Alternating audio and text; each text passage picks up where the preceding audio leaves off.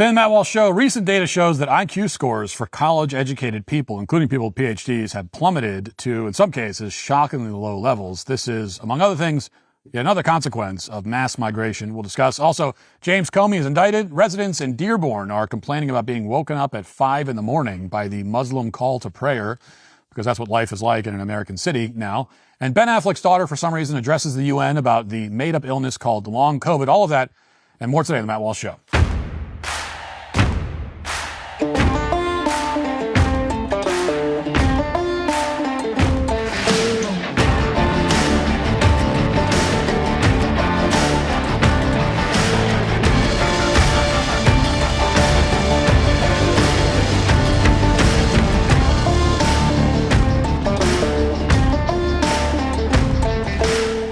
The Fed has finally dropped interest rates, and that's great news for American homeowners. Expenses have been a major burden on families. Wages are flat, prices keep climbing, and for many, the only way to make ends meet is to lean on credit cards. But that cycle of high interest debt makes it hard to stay ahead. If you're a homeowner, I want you to call my friends at American Financing. Right now, interest rates have dropped. Many homeowners are seeing options in the low fives. Compare that to credit cards charging rates in the 20s or higher.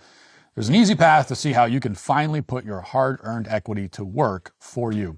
American Financing can help you pay off that expensive debt, free up your cash flow, and keep your budget under control. Their salary-based mortgage consultants are saving customers an average of $800 a month. And if you get started today, you may even be able to delay your next mortgage payment. Take control. Call American Financing today. 866-569-4711. That's 866-569-4711. Or visit AmericanFinancing.net/Walsh. NMLS 182334, NMLSConsumerAccess.org. APR for rates in the fives start at 6.327%. For well-qualified borrowers, call 866-569-4711. For details about credit costs and terms, visit AmericanFinancing.net/Walsh. Have you ever wondered why elite athletes, business moguls, and high performers are using Armra Colostrum? It's because Armra Colostrum packs over 400 natural nutrients that work at the cellular level to build muscle, speed recovery, and boost performance. No artificial stuff, just pure fuel for whatever you're tackling. Think of it as your body's natural defense system upgrade. It strengthens your immune barriers throughout your entire body while supporting your gut wall system for better digestion and less bloating. Plus, it helps your body absorb nutrients more effectively and keeps your metabolism running smoothly. You also notice the difference in your skin's radiance thanks to natural antioxidants and collagen-boosting compounds. Plus, there's a reason elite athletes have been using colostrum for years. It enhances endurance, speeds up recovery, so you can bounce back faster. The bottom line, Armra Colostrum gives your body comprehensive support to thrive naturally. We've worked out a special offer for my audience. Receive 30% off your first subscription order. Go to armra.com/Walsh or enter Walsh to get 30% off your first subscription order. That's armra.com/Walsh. Well, it's obviously been an extremely difficult couple of weeks, and while there's no shortage of serious problems we have and concrete steps that we need to take to address rampant left-wing violence in this country, there are other issues that need to be discussed as well. You simply can't focus 100% of the time on the constant terrorism that the left is committing, as tempting as it is to only focus on that, and all the deranged threats they're writing on bullets and Reddit and everywhere else. If you do that, you'll probably go insane. Not as insane as these people, but insane nonetheless. So we're going to begin this bonus Friday episode, which we're doing because we missed the show earlier in the week, a little differently than normal. We're going to start with a pop quiz. Because, of course, nothing is more entertaining than a pop quiz. All the kids love pop quizzes. Specifically, I'm going to give you a one-question IQ test. Now, of course, a one-question IQ test isn't a real thing. There's no possible way you could determine somebody's IQ from a single question. And if you don't realize that, then your IQ is probably 70. And that's just science. But for the purposes of this monologue, I'm going to administer a one-question IQ test. Here's the question. This is from a mathematician named Spencer Greenberg, who's done a lot of research on intelligence and statistics across large populations. He says that if you take it with a big grain of salt, the following question is a decent general indicator for whether your IQ is above 100 or below it, which is around the average of the typical American. The question reads, a carpenter is to furniture as a cobbler is to what? In other words, a carpenter's relationship to furniture is analogous to a cobbler's relationship to what object?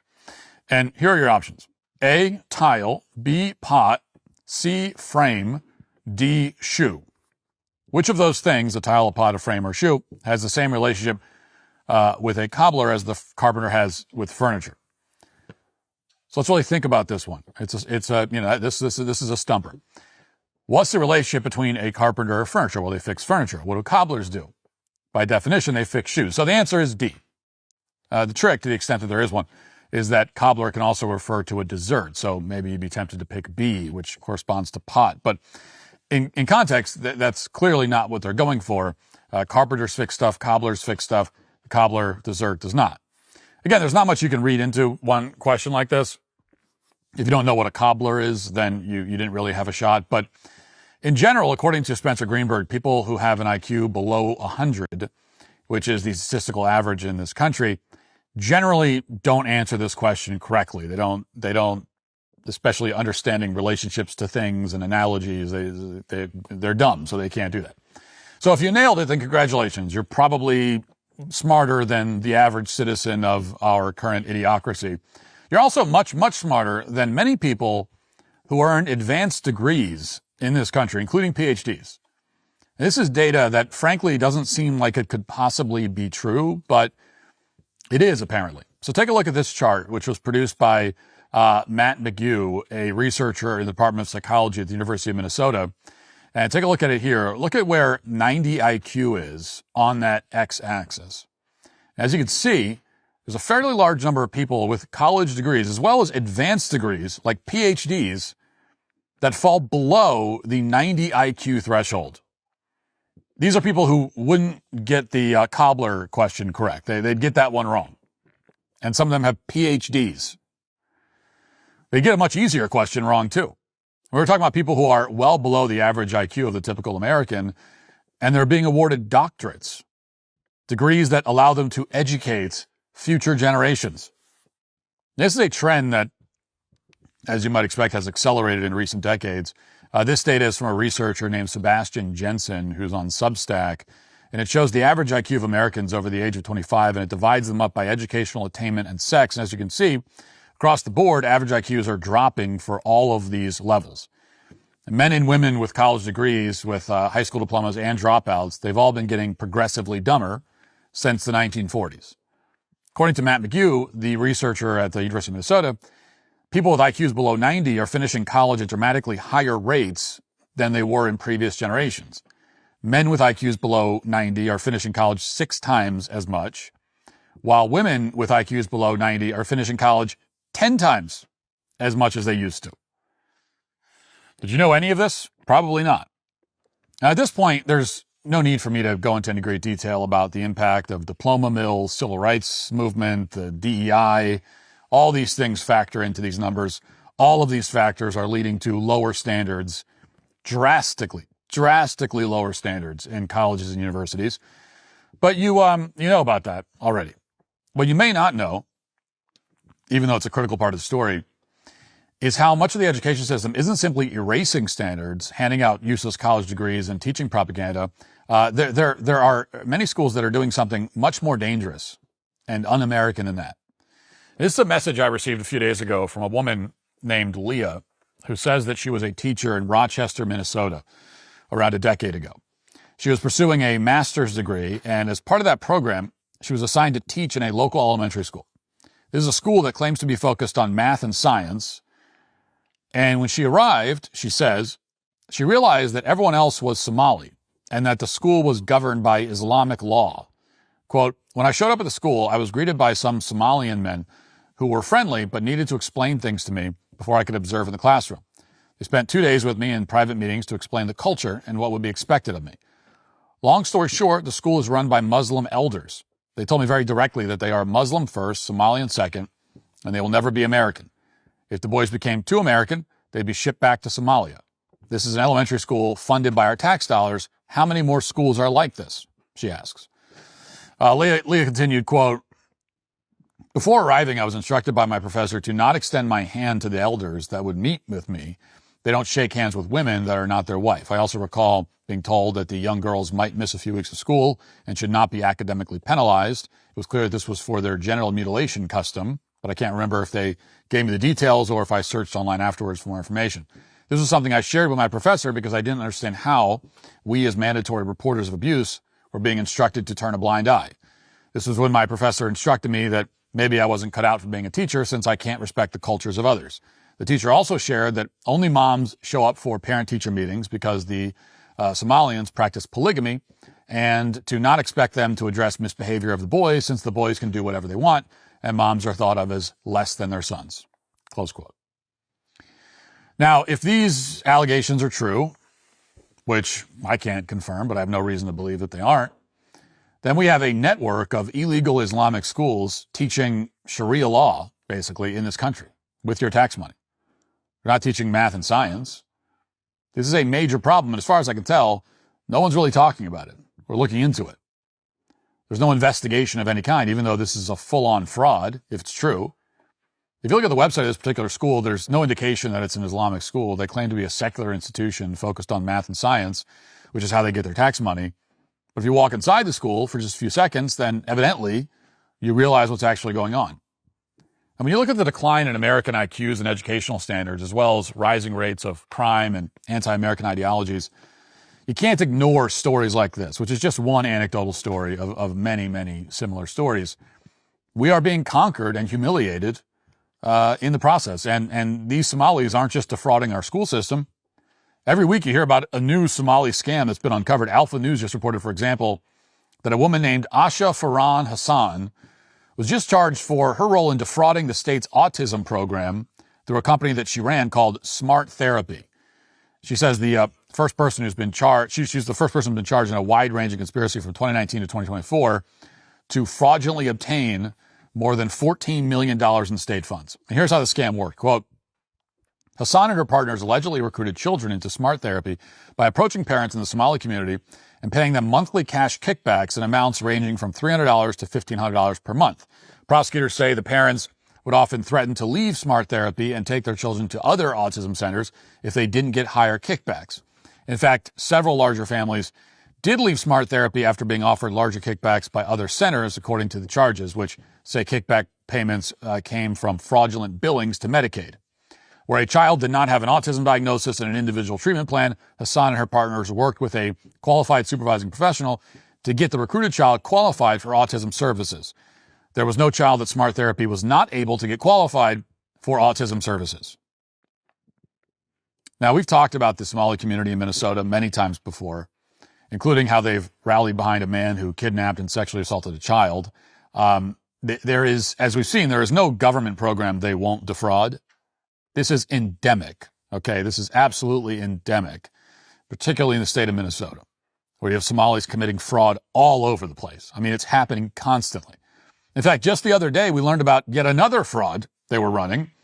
This is, I mean, you could do an update like this every day. Here's the Somali fraud of the day. This is from a press release last week that was issued by the DOJ. Quote, 8 defendants have been federally charged with wire fraud for their roles in a massive housing stabilization fraud scheme. A federal investigation revealed that many program providers defrauded the system. These providers acquired the names of program-eligible beneficiaries from facilities like addiction treatment centers. They then used those individuals' information to submit inflated and fake reimbursement claims. Now, here are the defendants' names. Makhtar Hassan Aden, age 30. Mustafa Daib Ali, age 29. Khalid Ahmed Daib, age 26. Abtifa Muhammad, age 27. There's some real classic, Minnesota names in that list. Good amount of Scandinavian and German ancestry reflected there. It's not remotely as if Somalis are stealing from every single possible source they can get their hands on. It's not as if they're degrading our education system along with everything else. And it's not as if we should deport every Somali scammer immediately and remove the temporary protected status they've enjoyed in this country for no reason for more than 3 decades. No, that would all just be absurd. Let's just continue doing exactly what we have been doing. Let's just keep importing people and inviting them to defraud our system en masse, which is what they're doing and have been doing for decades. Now, it's important to clarify, of course, that Minnesota isn't the only place where this kind of thing is happening. Virtually the entire Arab world is moving into this country, and it's very much a hostile takeover. And just to make the point abundantly clear, the new mayor of Dearborn, Michigan, a Muslim named Abdullah Hussein Hamoud, just told a Christian minister, I think we played this clip, but we'll play it again, that he's not welcome in his city. What happened is that the Christian minister objected to a couple of street signs honoring a man named Osama Sablani, who's promoted Hezbollah and Hamas. And here's how Mayor Abdullah responded. Watch.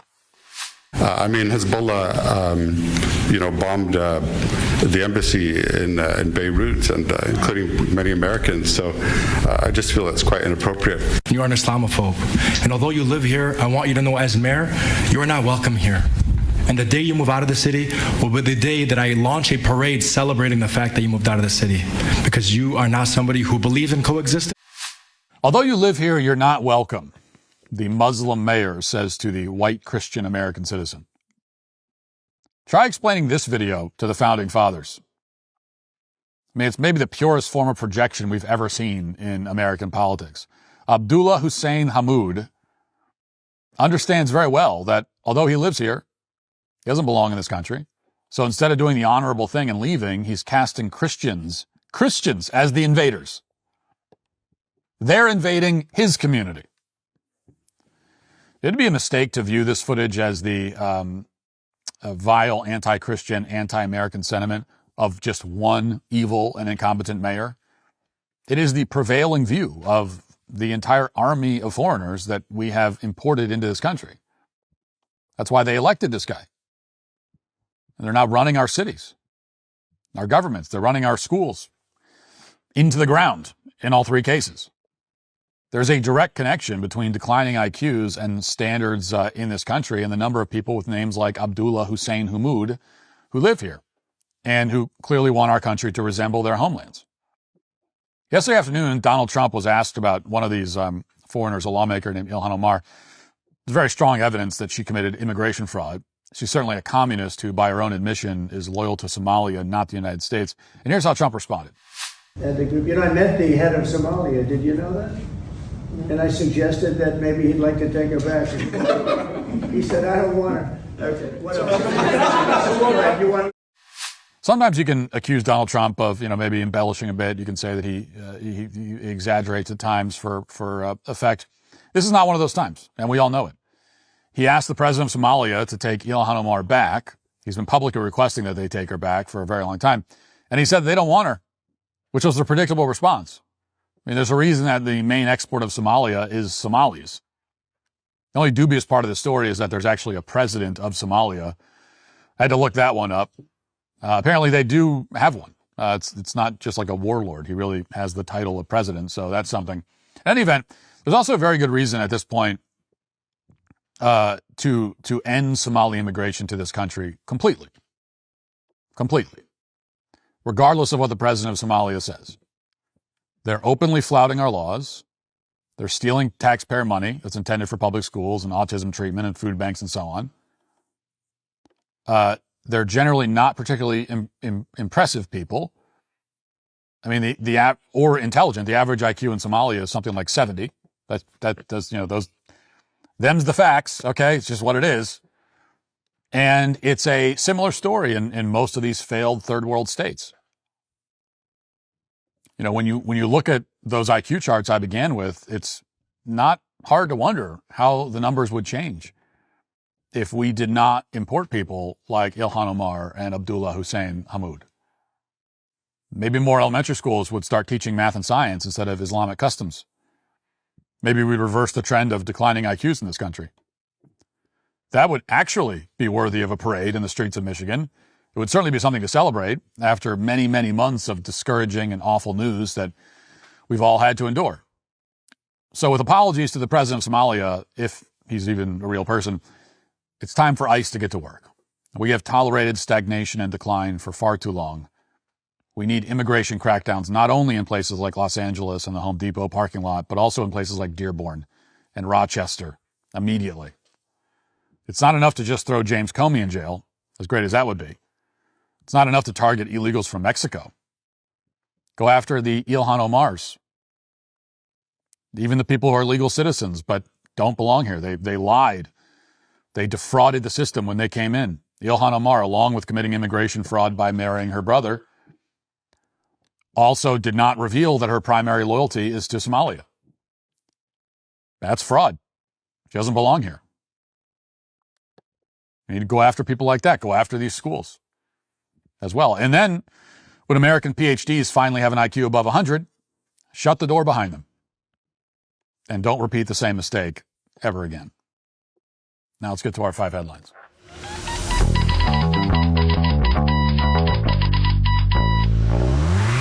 Grand Canyon University, a private Christian university in beautiful Phoenix, Arizona, believes that we're endowed by our Creator with certain unalienable rights to life, liberty, and the pursuit of happiness. GCU believes in equal opportunity, that the American dream starts with purpose. GCU equips you to serve others in ways that promotes human flourishing, create a ripple effect of transformation for generations to come. By honoring your career calling, you impact your family, your friends, and your community. Change the world for good by putting others before yourself to glorify God.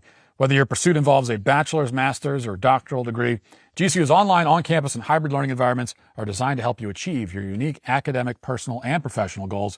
With over 340 academic programs as of September 2024, GCU meets you where you are and provides a path to help you fulfill your dreams. The pursuit to serve others is yours. Let it flourish. Find your purpose at Grand Canyon University, private, Christian, affordable. Visit gcu.edu. Fall's a great time of year with the trees changing and bold colors all around, making everything look sharp and rugged. Autumn leaves look nice until they end up clogging your gutters, causing headache and potential damage. With Leaf Filter, America's top gutter protection company, you can enjoy the season without worrying about cleaning them out ever again. Right now, you can schedule a free inspection and estimate, plus save up to 30% off your entire purchase at leaffilter.com/Walsh. Look, you could keep messing around with those cheap DIY fixes from the hardware store, but let's be honest, how many times do you really want to climb a ladder and scoop out gunk with your bare hands? Leaf Filter is a permanent solution built with patented technology that only lets water through, no gaps, no holes, no excuses. Every installation comes with a lifetime no-clog guarantee, so once it's on, you're done. Here's the kicker. A Leaf Filter Pro doesn't just slap it on and leave it. They're actually going to clean, realign, and seal your gutters so everything works the way it's supposed to. Over 1 million homeowners already trust it, probably because they're tired of wasting Saturdays cleaning out gutters. Don't spend the season worrying about gutters. Schedule your free inspection and get up to 30% off your entire purchase at leaffilter.com/Walsh. That's LEAF filter.com/Walsh. That's a free estimate, free inspection, and 30% off at LEAF filter.com/Walsh. See representative for warranty details. DailyWire reports a federal grand jury indicted former FBI Director James Comey on Thursday on charges of giving false statements and obstruction of a congressional proceeding.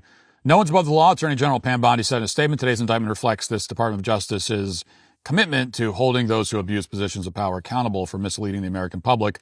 We will follow the facts in this case. Comey's indictment stems from statements the former FBI head made to Congress in September 2020 when he testified regarding his handling of the investigation into Russian meddling in the 2016 presidential election.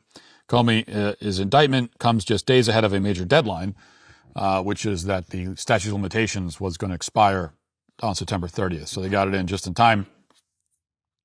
And as you can imagine, the media and Democrats are having a fit, full-on panic attacks. They're going around screaming about weaponized government, political retribution, so on and so on, pretending that the Republicans are setting some sort of disturbing precedent here.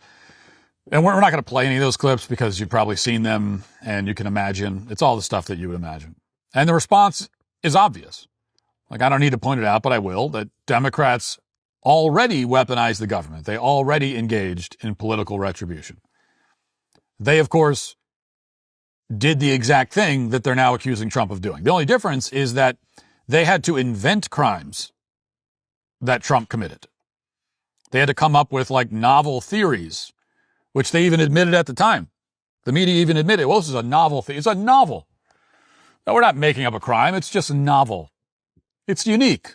It's quirky and eccentric.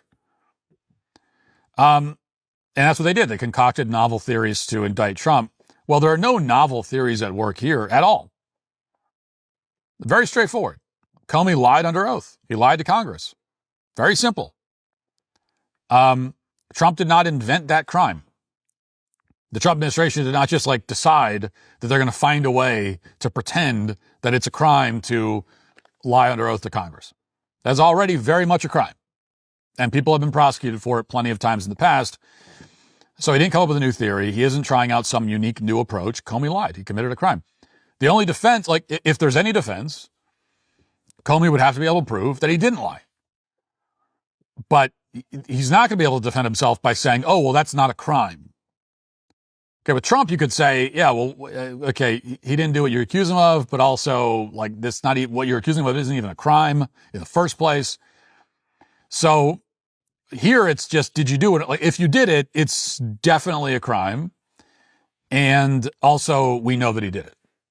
So it's pretty straightforwardly obvious that he also did lie. And that's it. Now, there is one thing that is novel in this case. It's not the theory of the crime. Again, that's as straightforward as it could possibly get. The novel thing, and the thing that has the left panicking, is that a Democrat official is being held accountable for something. What's novel is not the crime, but the fact that a Democrat is indicted for committing it. That is novel. That is unique. Actually holding a Democrat official accountable for a crime they clearly committed, that's a novel thing. No previous administration would have done this, certainly not in modern times. Trump, in his first term, would not have done this. Trump famously ran for office in 2016, chanting "Lock her up." That was the one of his greatest moments in the debates in that presidential election, was saying to Hillary Clinton, "You'll be in jail." Right? It was a great, great moment. And then he gets into office and she never was locked up. They didn't even try. So this is new even for Trump in a good way. There was always this implicit understanding that Trump himself went along with the first time around, that Democrats can do what they want. That if you're a Democrat, it's like, yeah, that's technically a crime, but come on. It's come on. That was always the defense.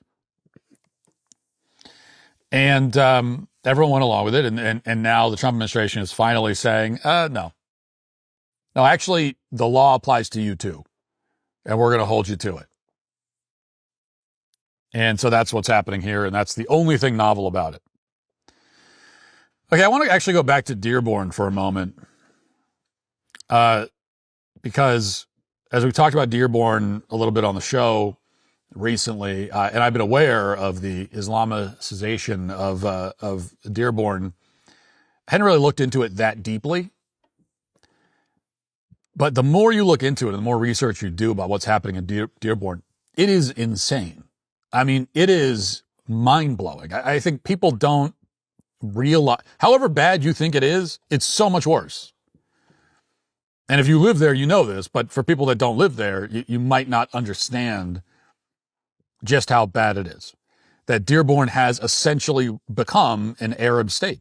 It's a Middle Eastern Islamic capital right in the middle of the American heartland. And for some reason, we've allowed that to happen.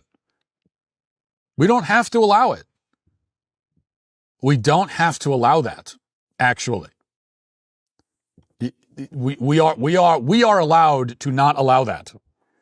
But we did. And now the people of the city, along with, here's the latest thing, along with all the other problems with living in a Middle Eastern Islamic capital, the latest, and this is just from this week, the people of the city find themselves woken up at 5 a.m. by the Muslim call to prayer. Watch this.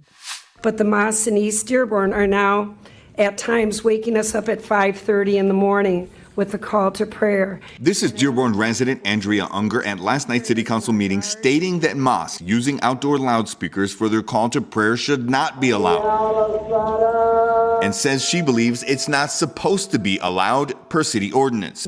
The noise complaints have been made out and the police have made numerous visits. What is the next step? There was some question whether or not any outdoor loudspeakers are allowed, something that was not clarified, only that more evidence is being gathered. But CBS Detroit did examine Dearborn's noise ordinance and found that loudspeakers between the hours of 10 p.m. and 7 a.m. are in violation of the ordinance. So that is the sound you get to hear if you live in a city in Michigan. That's the sound. And I was talking about this on X and somebody said, I saw a few comments that said, well, what about church? What about church bell? You got a problem with that, with the Muslim call to prayer over the loudspeaker? But what about church bells? You got an issue? Well, what's the difference? Well, I'll tell you the difference. Number one, church bells are much more beautiful. Number two, church bells don't ring at 5 a.m. And number three, America is a Christian country. Okay? At its core, at its root, philosophically, historically, America is a Christian country. And so there is a distinct difference between being being in an American city and hearing a church bell is normal. It's good. It's traditional. It's what you expect. Hearing that sound over a loudspeaker coming from a mosque is not normal. It's not traditional. It's not American. It's just not. And now the city council president apparently conceded that the call to prayer, the level that is being blasted over a loudspeaker is a violation of noise ordinances in the city, in particular doing it at 5 a.m. But so far, as I know, nothing's been done about it. They're just kind of shrugging it off. And there's no surprise about it. No surprise about that. Remember, we just talked about a guy showed up at a council meeting to object to the fact that they're renaming streets after, some Muslim guy. And the mayor, Abdullah Hamoud, yelled at the guy for complaining and told him he's not welcome in Dearborn. So that's how things are going in Dearborn. Now, here's an update on that story from the New York Post. There is an update on that. At Dearborn, Michigan's first city council meeting since his clash with a local Christian minister went viral after a heated exchange over a controversial honorary street sign naming Mayor Abdullah Hamoud declined to apologize for his saying the minister was not welcome here and that he would launch a parade when he left town. It's kind of a rough paragraph. That was not a well-written, and also I just can't read. So we got, speaking of low IQ, we got two problems. We have two problems colliding right now. Anyway, Ted Barham, the same Christian minister, opened his remarks at Tuesday meeting by repeating the words that went viral at the previous one on September 9th. Barham said, "The mayor, in a way, cursed me, as was seen around the world, and I would like to repeat what I said that day to you, Mr. Mayor. God bless you." Barham said he had no plans to file a lawsuit despite pressure from supporters. "People have been saying I should do that all over the world. I have no intention of doing that, of filing a lawsuit." Instead, he urged the council to consider his larger message. Bless those who curse you. Love your haters. And I would say that in regard to Hezbollah as well. I would say that in regard to Mr. Sublani. And I would say to Israel too. Love your haters. Okay. And somebody else got up.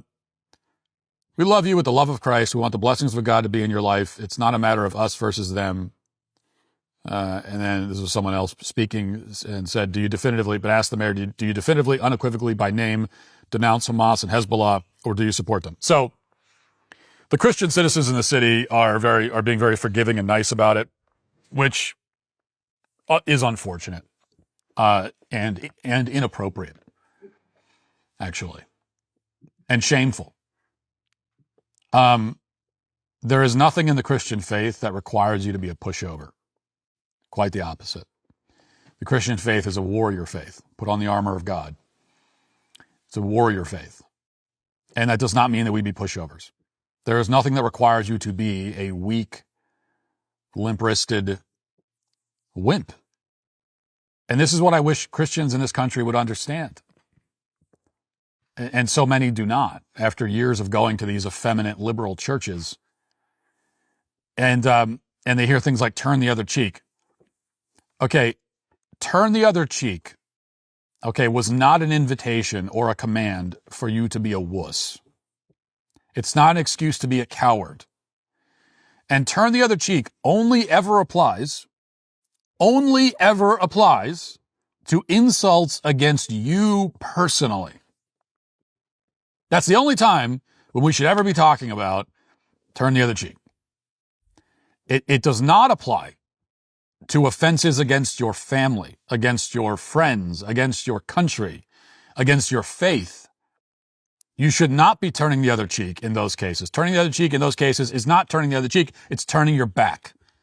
Okay, Jesus said turn the other cheek. He didn't say turn your back on the people who you're supposed to be loyal to, on your principles, on your values, on your faith, on your family. Didn't say that. That's betrayal. And in this case, if you're a Christian in Dearborn, all of those things are under attack. Your country's under attack. Your faith, your friends, your family are all being attacked and insulted and degraded. When he said, when the mayor of Dearborn said to that Christian pastor, "You're not welcome here," he wasn't. Okay, it's fine if the pastor wants to say, "Well, I personally am not going to take offense to that." Fine. He wasn't just talking to you though, pastor. He was talking to every Christian in your community. That's what he was saying. Okay, he was saying Christians are not welcome here. And so getting up there and just saying, "Well, God bless you, I love you," that's not a good enough response. It's not good enough. You should be righteously angry about it. And you should sue him. That's justice. That is you defending your faith, defending your country.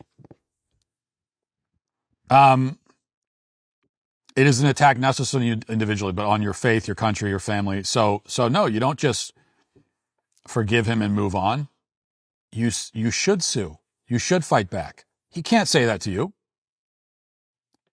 He can't. The mayor of the town cannot get up there. You, as an American, as a American Christian citizen, how dare he? You get up there and say that you don't want your street names named after this Muslim guy. Okay, this is not even putting aside he supports Hamas and Hezbollah. That is almost irrelevant. Okay, he's not an American hero. No, we're not going to have Omar Sablani Street in America. We're not going to have it. And you have every right to say that. And so how dare he stand up there and say, "You're not welcome here"? He has no right to say that to you. As a public servant, he has no right to say that to you. And so I really get tired of this kind of response. "Oh, I'm going to be the bigger man." Oh, give me a break. Now, at a certain point, being the bigger man is not. At a certain point, you got to get down in the mud and have this fight. Okay? At a certain point, you got to get down in the mud and have the fight.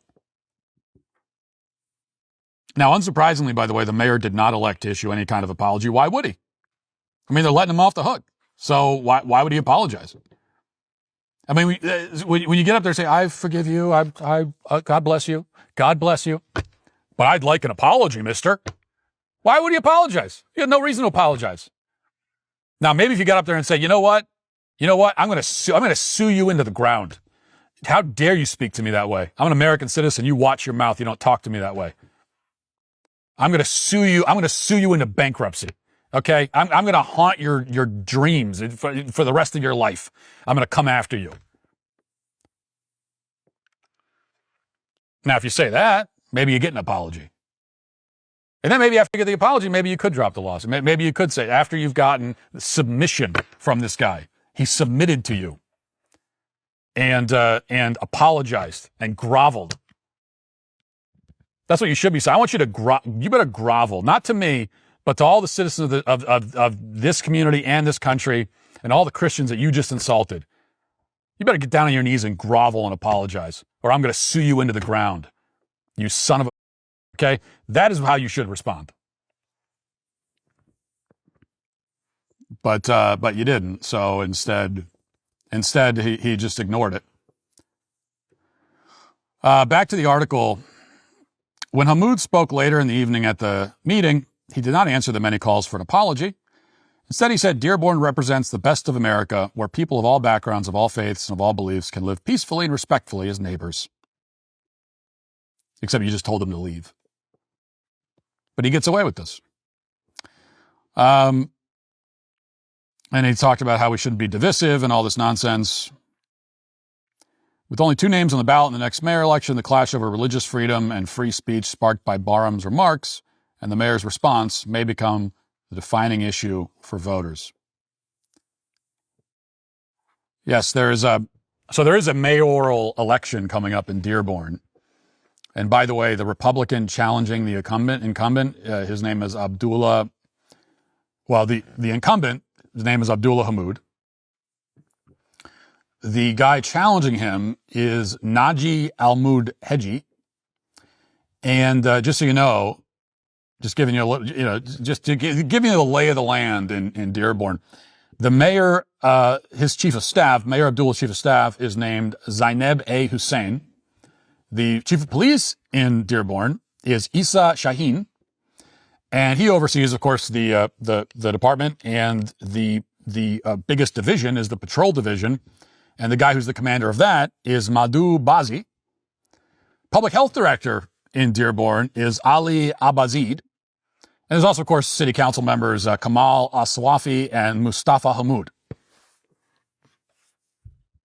Again, just to remind you, this is a city in America. I am not reading from the organizational flowchart of a city in Saudi Arabia. This is the American Midwest. This is the American heartland. A place where you will now be woken up by the Muslim call to prayer at 5:30 in the morning. And then you can get in your car and drive to work down Osama Simblani Lane, to get to your job.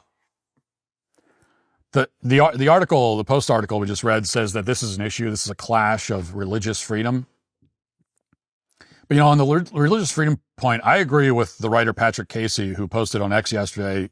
He said this: freedom of religion was a noble thing when it encouraged brotherhood between Europeans who spent centuries slaughtering each other over religious differences in the old world. But combined with mass third world immigration, freedom of religion has yielded less noble fruit. Well, that is a very diplomatic and eloquent way of putting it.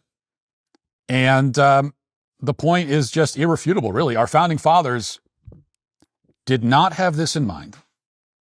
They did not have in mind that we'd have American cities run by guys named Hamoud. Okay?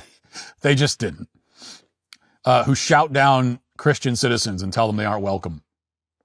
Who name streets after Muslim, figures. Have the Muslim call to prayer blasting through the streets.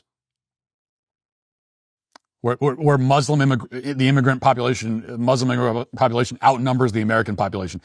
That was never the point. That was never intended. None of our founding fathers or anyone at that time who lived in America could have even conceived of something like this. It wasn't anywhere on their radar screen. Do you know how many Muslims were in the country in 1791 when the Bill of Rights was ratified? You know how many? Like zero? I mean, basically zero. There may have been a small number of Muslims who were here as slaves. If there were any Muslims, they would have been here as slaves. Although, by the way, we didn't have nearly as many Muslim slaves as the Muslims had Christian slaves through the Barbary slave trade at the same time. But anyway, the point is, there were basically no Muslims here at the time, certainly none that were participating in public life at all. So the guys who came up with the idea of religious freedom and codified it into law, they didn't have this in mind. Like that is not a debate. I mean, there's nothing to debate there. I don't need to speculate. It's just a fact. When they were talking about religious liberty, nobody was thinking about this. No one was thinking about what Dearborn is. That possibility, it would have seemed impossible that anything like that would ever happen. They just didn't have Islam in mind at all. They knew what Islam was, obviously. I mean, Thomas Jefferson was at war with Muslims. But, James Madison, when he wrote the First Amendment, this is not what he was thinking about. Religious freedom, as Patrick Casey said, what they were thinking about is peace and unity among the various Christian denominations. That's what the concept was meant for. This is why it's so hard for people these days to understand what was going on. And when we read founding documents and the letters and things that founding fathers were writing, what people don't get is that this was a conversation happening among Christians. And that was always just the base level assumption, is that all of this, we're talking about Christians. And there just weren't anyone else here. No one else was here. The idea that Islamic migrants would be imported en masse was, again, not on the radar. Wasn't considered. What's happened in Dearborn, none of the founders of our country ever remotely considered that possibility, and if they had considered it, they would not have approved. Religious freedom was supposed to allow Christians to live peaceably among each other, and now it's being used as a cudgel against us, as a Trojan horse to turn our communities into Pakistan. We don't have to allow this. Our founding fathers certainly would not have allowed it. We should not allow it. This is our country. We are allowed to take control of our own country. We're allowed to say, no, you're not going to Islamicize our cities. No, you're not going to do that. This is America. That's the Middle East. We don't want America to be the Middle East. I think we're pretty well justified in not wanting that. I think we can look over there and say, you know what? We don't really want that. We don't want any part of that. We don't want any part of that at all. We're allowed to think that. We'd be crazy not to. And we're allowed to take steps to make sure that it happens. America is not a Muslim country. If it ever became a Muslim country, it would no longer be America. That doesn't mean that Muslims can't live here. That's not what anyone is saying. What it does mean is that you need to assimilate into our culture rather than erasing our culture and supplanting it with yours. That's what it means. Which is the same expectation that every other country on the planet has. It's certainly the expectation that every single Muslim country has for any of the people that they allow in, which aren't many. And you notice that at this point, Muslims account for a huge disproportionate number of migrants generally, and especially ones coming from overseas, most specifically. But they come here. You know, they don't. That's the weird thing is you have this mass Muslim immigration, and almost all of it comes here or to the UK, Western Europe. They don't go to other Muslim countries. That's weird, isn't it? One of the reasons for that is that these other Muslim countries are not, they're just not very welcoming of outsiders. And if they do bring you in, and that's to put it mildly, but if they do bring you in, yeah, you're going to assimilate to this is our country, this is our culture. We'll invite you in. Maybe if we do, you need to assimilate to us. Okay, it's the same expectation you have if you let somebody into your house. If you let them over for dinner, you invite them over for dinner. The assumption is that, okay, this is my house. I'll let you in. I'll invite you in. These are my rules. I have my way of doing things. If you don't like it that way, then don't come. This is the problem with the people, even conservatives, who still go around claiming that, America is an idea. It's just an idea. And when I ask, what is an American? They say, well, it's a citizen who believes in the Constitution and freedom and democracy. That's kind of the answer you get. Well, that can't be the answer. It can't be just that. Why? Well, because of Dearborn. Because a city in Michigan has been converted into an Islamic capital, and a city in Minnesota has been converted into Mogadishu, and many other cases just like it all across the country. These people who are doing this, they're legal citizens for the most part. The Somalis in Minnesota, the Muslims in Michigan. Legal citizens. And also they will say, if you ask them, that they do love the Constitution and they do love democracy and they do love freedom. And who's to say they don't? I mean, all that stuff allowed them to come here and turn our communities into third world enclaves. So I'm sure they do love it. I believe them. So does that make them American and that's just the end of the discussion? If the entire country resembles Dearborn 50 years from now, is America still America? I mean, that really is the question. And I'm not even saying necessarily that the entire country will resemble Dearborn in 50 years, although maybe it will. Or maybe it takes 75 years. But this is the question that kind of, has you thinking about it makes the point, right? That if America did become Dearborn, and these are all legal citizens, and they all love the Constitution, is America still America? Obviously not. Obviously, that's not what America is supposed to be. And I get it. The whole America is an idea thing. I used to say that stuff too. I'll admit that. Go back 8 or 9 years and you can hear me repeating the same kind of cringe nonsense. I think it's embarrassing now, but I did say it. I believed it at the time, but it isn't true. And I understand that it feels a bit jarring to give up on that line, to admit that America is more than an idea and more than just a geographic area and more than an economic zone. It's jarring because it brings with it all kinds of implications that you'd rather not have to deal with. But the implications are here, whether you want to deal with them or not. Just ask yourself and be honest. Look at Dearborn. Is that America? Is that what America is supposed to be? Is that what you want America to be? If 100 more American cities turn into Dearborn, if 500, 1,000, is that okay? Is it okay with you? If you have children, do you want them to grow up in Dearborn? No. No, you don't. And you shouldn't want that. And we are allowed to take steps to prevent that. What started as an idea is now the podcast and business, blasting through your earbuds. Launching your own business is pretty much on everyone's bucket list, but most people let it collect dust right next to learn a language and get abs. Stop hiding behind lame excuses like, I don't have the skills, I can't do it alone. Turn those what ifs into bold why nots with Shopify backing your ideas. They've got the tools, you just need to take the chance.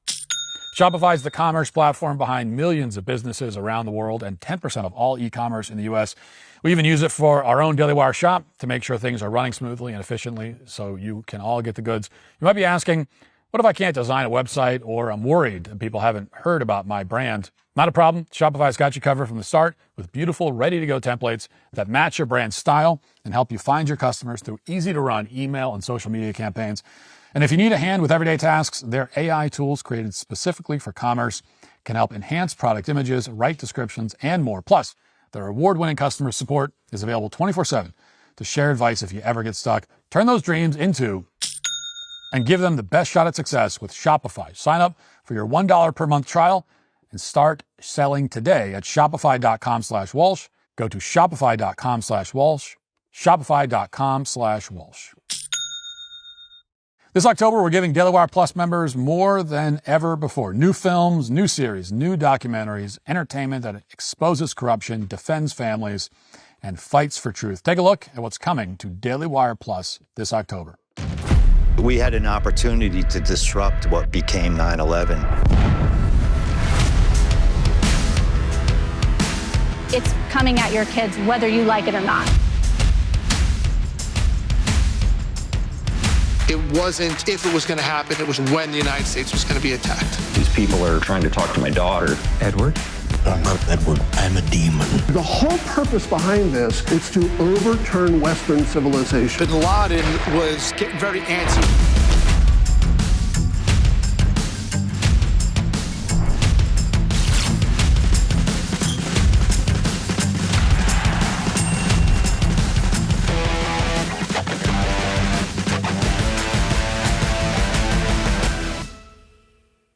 Don't miss it. Go to DailyWirePlus.com to join and get 40% off new DailyWire Plus annual memberships with code FALL40 at checkout.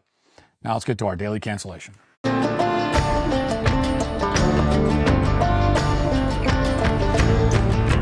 If you've been on the internet at any point in the last few years, you've probably seen this meme featuring actor Ben Affleck. It's a photograph that was originally published by an outlet called The Cut.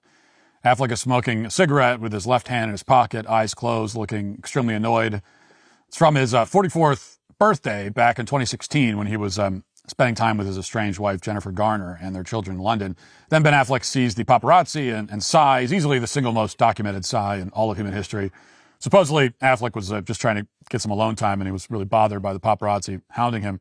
Or at least that's the official story. As with every other monumental event in human history, like the moon landing or 9/11, conspiracy theories have abounded. And in this case, there's some doubts about the precise reason for Ben Affleck's sigh. People have wondered whether a world-famous celebrity like Ben Affleck would really be so bothered by some paparazzi that he'd sigh in such a dramatic fashion. And maybe there's some other deeper explanation, one that's not discussed in polite company. I've certainly been transfixed by this question. Ask anyone who knows me. It's like I'm up thinking about it. This meme has consumed me. Unfortunately for people like me, nearly a decade later, the truth has finally emerged. We can now state with certainty precisely why Ben Affleck looked to be in such great despair as he smoked that cigarette by himself in London. Behold this new footage of Violet Affleck, Ben Affleck's daughter, who was apparently with him in London when the infamous photo was taken. This is from Violet Affleck's speech at the United Nations the other day, because for some reason the children of celebrities are giving speeches at the UN. I don't know. When the president of the United States, isn't being pranked and harassed, this is what they're doing over there. This is what Ben Affleck has to deal with also from his own daughter on a regular basis. Watch. For adults, the relentless beat of back to normal, ignoring, downplaying, and concealing both the prevalence of airborne transmission and the threat of long COVID, manifested in a series of choices. Young people lacked both real choice in the matter and information about what was being chosen for us. Here's what we know about SARS-CoV-2. It is airborne, floating and lingering in the air. One infection can result in disabling damage to almost every cell in the body, from the brain and heart to the nerves and blood vessels. Every subsequent infection increases the risk of long COVID and places people who already have it in greater danger. We have access to a technology to prevent airborne disease, something that millions of our ancestors and millions of people around the world today would kill for, and we refuse to use it. And I shudder to think of where we will be in another 5 years of unmitigated infection and reinfection. My hope for this event and my belief in this community rest on the belief that we can and we must do that again. We can recognize filtered air as a human right as intuitively as we do filtered water. We can create clean air infrastructure that is so ubiquitous and so obviously necessary, tomorrow's children don't even know why we need it.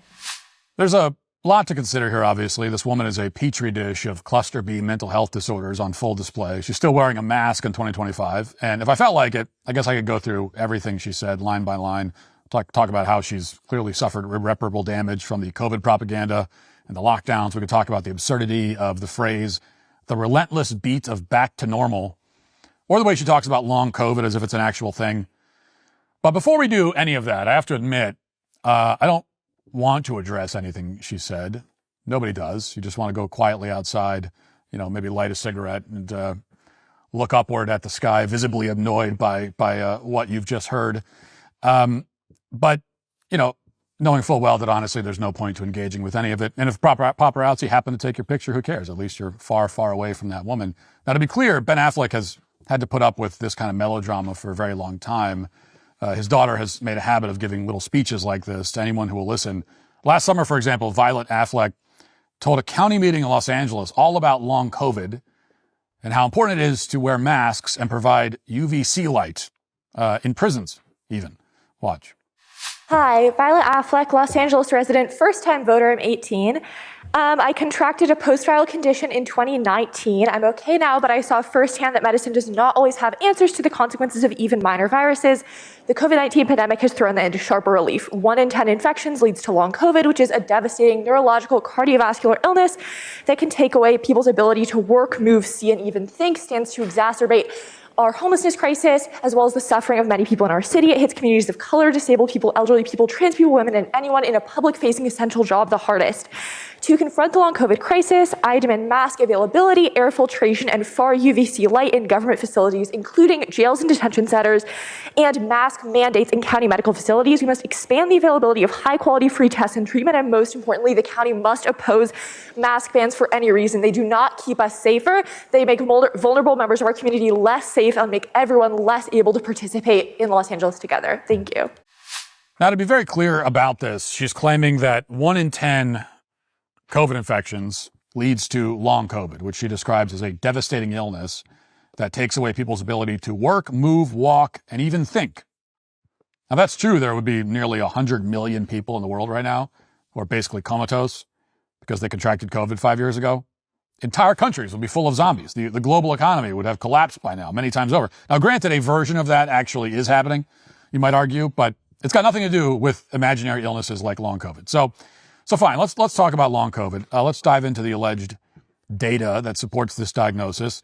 Here's an actual study from George Washington University published on the CDC's website that claims long COVID is a real thing. Now, we'll put it up on the screen. This is the best argument these people have.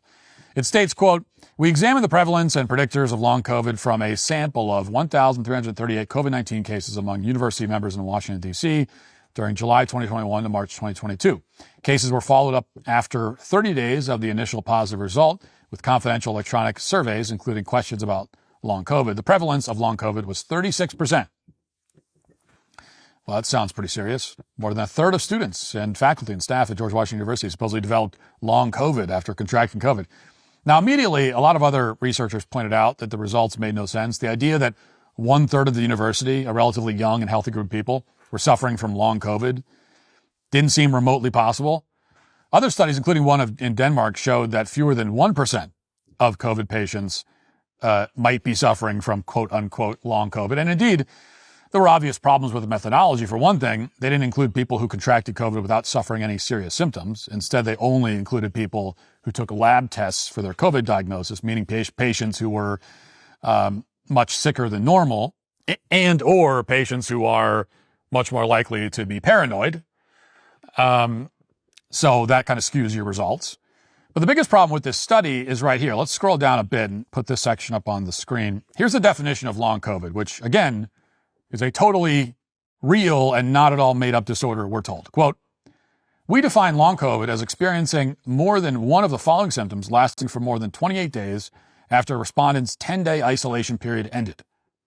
Difficulty driving, difficulty having conversations, difficulty making decisions, difficulty thinking, fatigue, feeling anxious, feeling depressed, sad, loss of smell, loss of taste, memory loss, muscle pain, muscle weakness, shortness of breath, difficulty breathing, trouble sleeping, worsening of symptoms after physical activity, worsening of symptoms after mental activity, or other symptoms." In addition, respondents were considered to have long COVID if they reported still experiencing COVID-19 related symptoms at the time of the long COVID survey.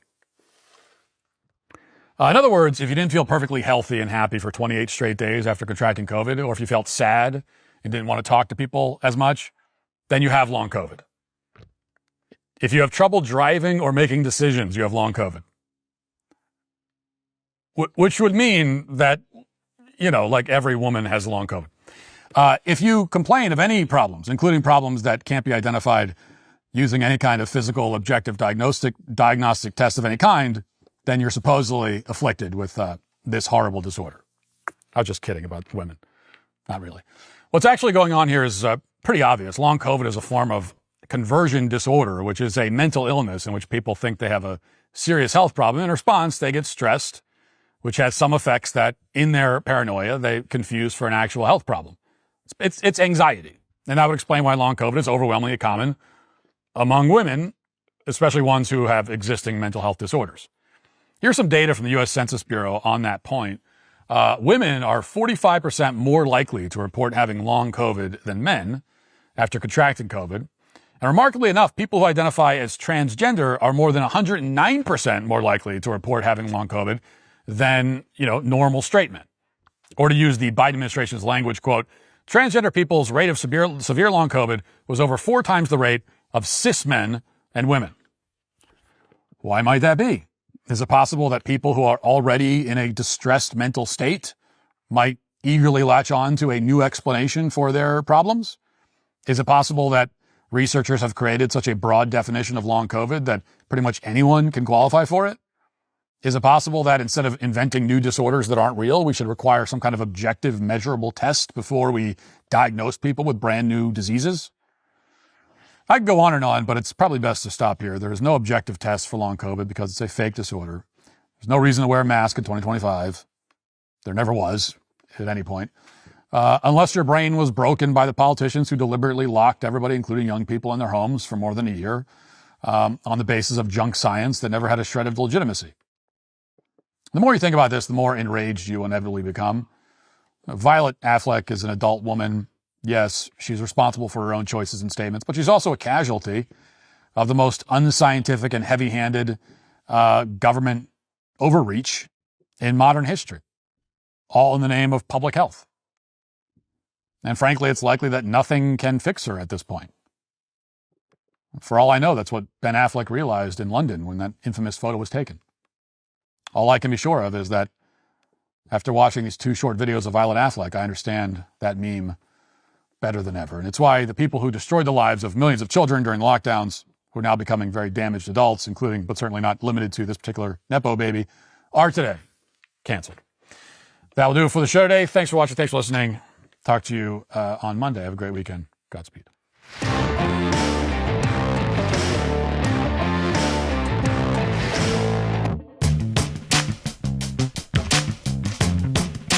Hey there, I'm DailyWire Executive Editor John Bickley. And I'm Georgia Howe, and we're the hosts of Morning Wire. We bring you all the news you need to know in 15 minutes or less. Watch and listen to Morning Wire 7 days a week, everywhere you get your podcasts.